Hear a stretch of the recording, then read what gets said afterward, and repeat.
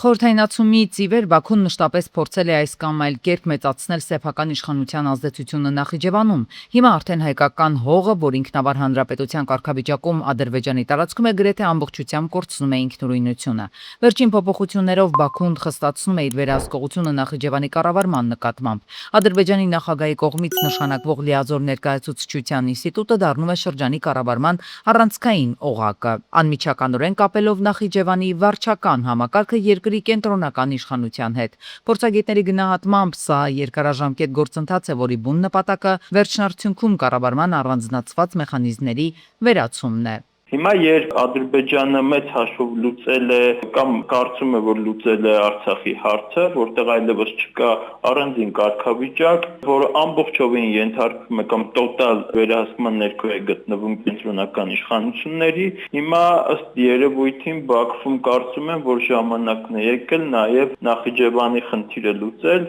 նաև ապագայում, այսպես ասենք, ապահովագրելով իրենց այս կամ այն հնարավոր անջատողական կամ այլ տիպի գործողություններից։ Նախիջևանի կարևորությունը Բաքվի բռնապետական իշխանությունների աչքին ընդգծվում է տարածաշրջանային զարգացումների հետնապատկերում, մասնավորապես Հարավային Կովկասում հաղորդակցությունների ապաշրջափակման, անվտանգության ճարտարապետության վերաձևակերպման եւ աշխարհաքաղաքական մրցակցության պայմաններում փաստացի Բաքուն հենց այս ժամանակահատվածում է կենտրոնանում ռազմավարական նշանակություն ունեցող այս տարածքի նկատմամբ առավել խիստ վերահսկողություն հաստատելու նպատակի վրա։ Ավելին, Իրանի հետ սահմանին անցնող հայ-ամերիկյան ճանապարհը Միացյալ Նահանգների նախագահ Թրամփի պատվին կոչված խաղաղության ու բարգավաճման թրիփ ուղին Հայաստան-Ադրբեջան նախախաղաղության Ամերիկայի գագաթնաժողովում ստեղծվեց հենց ապահովելու ադրբեջանցիների անխոչնդոտ անցուդարձը Նախիջևանից դեպի Ադրբեջան եւ հակառակ ուղղությամբ։ Այսպես կոչված միջանցքային տրամաբանությունը, երբ Բաքուն բարբերաբար այսպես կիրառում է, այդ թվում նաև թրիփը, իր կենտրոնական նպատակն այն է, որպեսզի ամբողջ տարածքը, որոնք գտնվում են միջազգայինորեն ճանաչված Ադրբեջանի Հանրապետության կազմում, լինի այսպես միահյուսված ադրբեջանական ամբողջ տարածքի հետ եւ չլինեն այսպես առանձնացված կամ ստրուկտուրալ կառուցվածքներ, ինչպիսին էր Նախիջևանը։ Այս գործընթացը ըստ ամենայնի դեռևս ավարտված չէ եւ Նախիջևանի կառավարման համակարգում փոփոխություններն ըստ մասնագետների տարածաշրջանային քաղաքական զարգացումներին զուգահեռ դեռ շարունակվելու են։ Միաժամանակ փորձագետ վերլուծաբանները նշում են, որ դրանք կարող են նոր շեշտեր դնել Հարավային Կովկասի հաղորդակցային թարմ նախագծերի վրա։ Հայկական թարմ պտուղ բանջարեղենը կարող է արտահանման նոր ուղղություն ստանալ։ Սննդամթերքի անվտանգության տեսչական մարմնում Օմանի ընկերություններից մեկի ներկայացուցիչների հետ հանդիպման ընթացքում տեսչական մարմնի ղեկավարի տեղակալ Գրիգոր Մկրտչյանը քննարկել է հայկական սեզոնային պտուղ բանջարեղենի, դեղցից Իրանի եւ լոլիկի ցամաքային ճանապարհով արտահանման պահանջները, ինչպես նաեւ այլ երկրներ պտուղ բանջարեղենի արտահանման հաջողված փորձը։ Կողմերը պայմանավորվել են քայլեր ձեռնարկել երկկողմ առևտրատնտեսական գործակցության ընդլայնման ուղղությամբ։ Տնտեսագետների գնահատմամբ շոշափելի արդյունքների մասին խոսելը դեռ վաղ է։ Օմանի դեպքում կարծում եմ, որ դեռ վաղ է խոսել շոշափելի օգուտների մասին, որտեղ պետք է ենթակառուցվածքներ, հաղորդակցությունների լոգիստիկայի հարցերի կարգավորում, որից հետո մենք կարող ենք առաջին խմբականակը ուղարկել, տեսնել որքանով դա ընդունելի կլինի տեղի սպառողի կողմից, որտեղ մի բան է պայմանավորվածություն ձեռք բերել, մի ուրիշ բան, եւ սպառողը հավանում է տվյալ ապրանքը կամ ծանոթ է։ Քաղաքաշինության կոմիտեն մշակում է ռենովացիայի, շենքերի էներգաարդյունավետ վերանորոգման ծրագրի իրականացման 5 սցենար։ Կառավարության նիստի ընթացքում հայտարարել է քաղաքաշինության կոմիտեի նախագահը։ Պատասխանատուի խոսքով տարբեր բնակավայրերում կապված շենքերի աշխարհագրությունից պետք է դիտարկել տարբեր բանաձևեր։ Դրանց որոշ մասը կլինի ամբողջությամբ կոմերցիոն սկզբունքով, ինչ եղանակով օրինակ էս քննարկվող հարցն է Արարատ համայնքի հետ կապված, որոշ մասը կլինի պետություն մասնավոր համագործակցության շրջանակներում։ Իհարկե կարևորը նաև որ այն տարածքը, որտեղ նախատեսվում է իրականացնել քաղաքաշինական ծրագիրը, իր տեղադիրքի առումով պետք է ներկայացնի զգալի ներդրումային հետաքրքրություն, սա գուցե լավ օրինակ է, որ մենք կարողանանք համադրել եւ հասկանալ, թե այս օրինակով մյուս մեր մարզային կենտրոններում ինչպիսի նման ծրագրեր կարող են իրականացվել եւ մենք գալով արդեն հայեցակարգի քննարկմանը ավելի կհստակեցնենք, թե ինչ ծրագրային աջակցություն կարող է ցուցաբերել նաեւ կառավարությունը։ ՊԿ բացահայտել է շուրջ 619 միլիոն դրամի ստվերային շրջանառություն եւ 340 միլիոն դրամի աշխատավարձի թերհայտարարագրման դեպք Երևանում եւ աշտարակում գործող խանութների ցանցը ըստ հաղորդագրության վաճառքների մի մասը չի գրանցել ՀԴՄ-ով, ինչի հետևանքով չվճարված հարկային պարտավորությունները կազմել են շուրջ 260 միլիոն դրամ, դեպքով նախաձեռնվել է քրեական վարույթ։ 2027-ի հունվարի 1-ից Հայաստանում ուժի մեջ է մտնելու պլաստիկ եւ պոլիէթիլենային արտադրատեսակների նկատմամբ նոր սահմանափակումները։ Սպասվող շրջակա միջավայրի պահպանությանը միտված փոփոխությունները արտադրողների եւ գործարար համայնքի մի հատվածի մոտ առաջացնում են ժամկետներին հարմարվելու ներդրումների, արտադրական գործընթացների եւ հնարավոր տնտեսական հետևանքների վերաբերյալ հարցեր։ Մեր տեսակետը նա է, որ գնալ աշճանական, ոչ թե միանգամից ասենք թե կտրուկ կրճատումներ անել, այլ դա գնալ փուլերով, ասենք թե առաջի էտապ թող լինի, ասենք ենթադրենք այդ մեկ անգամյա օգտագործման տանակ, պատարակախ, բաժակ, այս կարգի բաները, որոնք ավելի շատ հայտնվում են բնության գրքում։ Արտադրողները նշում են նաև, թե վերջին տարիներին իրականացրել են զգալի ներդրումներ, այդ թվում պետական աջակցության ծրագրերով ձեռք բերելով նոր սարքավորումներ։ Քննարկման ընթացքում հնչել են նաև առաջարկներ հնարավոր անցումային մեխանիզմների, պետական աջակցության եւ արտադրության վերազինման ծրագրերի վերաբերյալ։ Առաջարկություններ կան նաև այն մասին, որ կառավարությունը պետք է օրենքը ընդունելը ժամանակավորապես սառեցնի։ Տնտեսվարողների այն մտահոգությունը, որ պետք է նոր սարքավորումներ ձեռք բերելու համար նրանք պետք է ակնկալեն նաև կառավարության որոշակի սուբսիդավորման ծրագիր ունենալ, կառավարությունը պետք է ունենա,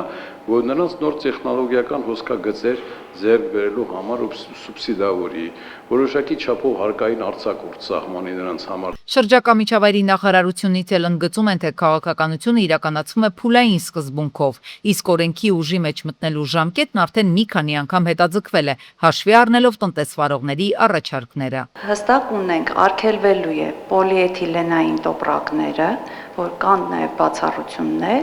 եւ արգելվելու է մեկանգամյա օգտագործման սպասքը։ Նախարարությունից հավելում են, որ օրենքի կիրառմանն զուգահեռ շարունակվում են իրազեկման աշխատանքները ներգրավելով առևտրային ցանցերին, արտադրողներին եւ մյուս շահագրգիռ կողմերին։ Մենք նաև քաղաքացիներին ինքներս տրամադրում ենք այլընտրանքային տոպրակներ եւ շատ մեծածավալ քանակի դրանք բաժանվել են քաղաքացիներին սուպերմարկետներում բոլոր միջոցառումների ժամանակ,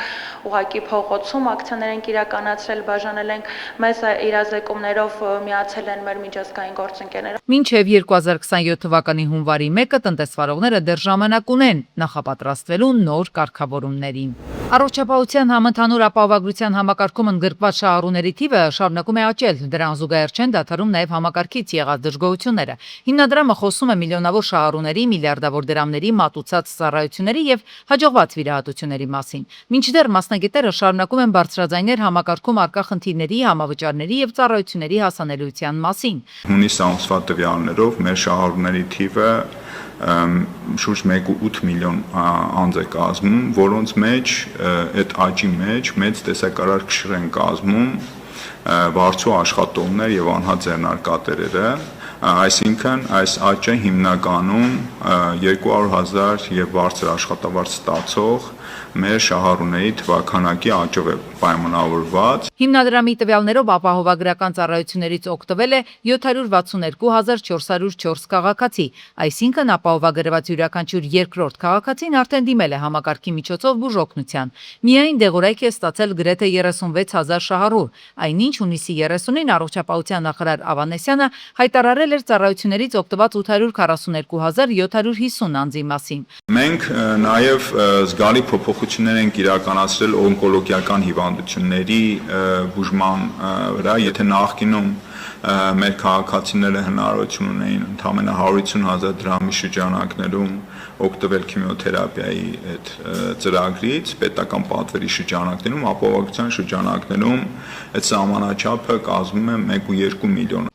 Մինչ հիմնադրամը խոսում է աճող ցուցանիշների մասին, համավճարների շուրջ քննարկումները չեն դադարում։ Քաղաքացիներից շատերը դժգոհում են, որ նույնիսկ ապահովագրված լինելու դեպքում ստիպված են հավելյալ վճարներ կատարել։ Չեն հասկանում նաև, թե որ ծառայություններն են ամբողջությամբ փոխհատուցվում, իսկ որոնք ոչ։ Մյուսների մտահոգությունը վերաբերում է ապագա պարտադիր վճարներին։ Ամսի 26-ը եկավ, երբ որ պիտի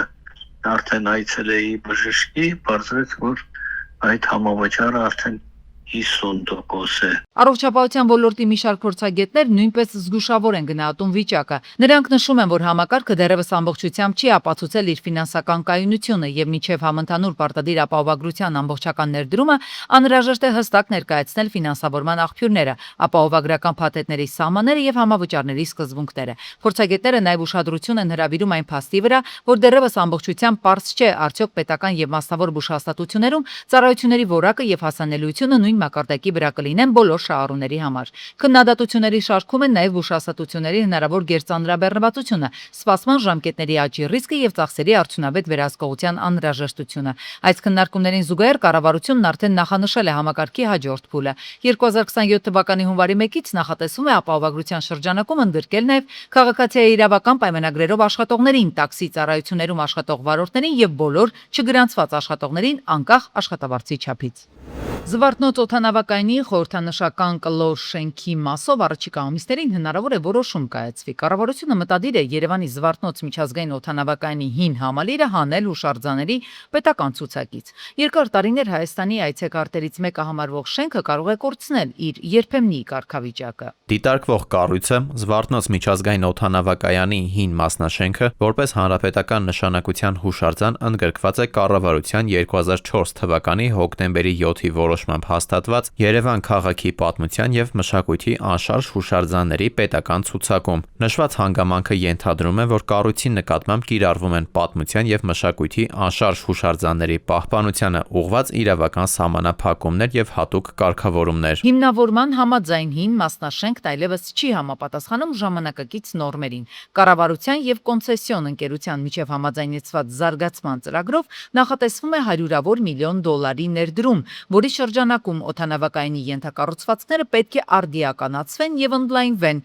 սպասարկելով զգալիորեն ավելի մեծ ուղևորահոսք։ Գտնում ենք, որ Զվարթնոց միջազգային օդանավակայանի հին մասնաշենքը որպես տրանսպորտային ենթակառուցվածք նպատակահարմար չէ ընդգրկել վերոնշված ցուցակում որպես հանրապետական նշանակության հուշարձան, քանի որ այդ հանգամանքը խոչընդոտում է օդանավակայանի զարգացման ծրագրով նախատեսված վերակառուցման եւ գործառնական արդիականացման աշխատանքների իրականացմանը։ Կառավարության նախաձեռնությունը սակայն լուրջ մտահոգություն է առաջացրել ճարտարապետների եւ մշակութային ժառանգության պաշտպանների շրջանում։ Նրանք ընդգծում են կլոր շենքը հայկական մոդեռնիստական ճարտարապետության բացառիկ նմուշներից է եւ միջազգային ճանաչում ունեցող կառույց։ Մասնագետների համոզմամբ այն հնարավոր է պահպանել եւ վերագործարկել, իսկ կառավարության որոշումը կյանքի կոչելու պարագայում մեծ է հին շենքի քանդման հավանականությունը։ Ես գտա հայրիկիս ֆայլերի մեջ, էսքիզների մեջ մի նոր գաղափար, որը վերաբերվում էր օդանավակայանին, եւ դրա հիման վրա ծնվեց նոր գաղափար վերադարձնել ժամանակակից եւ վերաարդիականացնել գոյություն ունեցող պատմական մեր օդանավակայանը։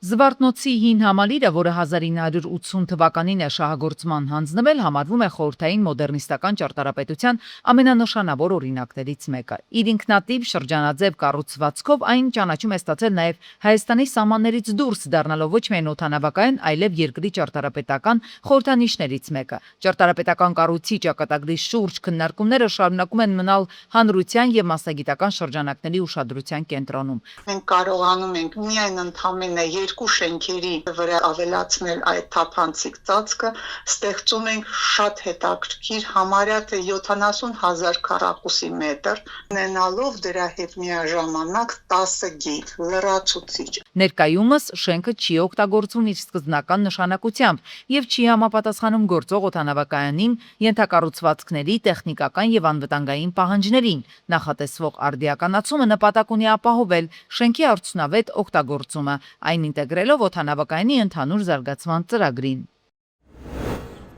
Վերջին մեկ շաբաթն է, որ Եղիշե Թադևոսյան փողոցի 13-1 եւ հարակից շենքերի տարածքում գարշահոտություն է տիրում։ Կոյաջրերն ամբողջությամբ փողոցով են հոսում, լցվում նկուղներ։ Հակասանիտարական վիճակից բացի նաեւ թուլացնում շենքի հիմքերը։ Կոյուղատարն է, չէ՞։ Դրա համար է գարշահոտ է գալի։ Տարածքում անցուդարձ անելն այն էլ ամռան այս տապին անտանելի ասում են քաղաքացիները։ Հավելում, որ վճարումները պարտաճանաչ կատարում են ակնկալում ստանալ նմանատիպ սպասարկում։ Վիոլա ջուր բան չեք դիմե, թաղապետարան վիոլա ինչ։ Զանգել ենք բան, ջերմուղ ասում է մենք հայտ չունենք, բայց 1000 հոգի ասում է որ զանգել ենք, իրանք չեն պատասխանում, չեն գրում, ասում ենք հայտ չունենք։ Սուտ են խոսում։ Վեոլիա ջուր ու Շենգավիթ վարչական շրջանի ղեկավարի աշխատակազմ այս երկու կառույցներին էլ քաղաքացիներն նահազանգել են։ Ու եթե առաջին օրերին պատասխանում էին, որ տեղյակ են, կմոտենան, վերջին օրերին անգամ դա չեն անում։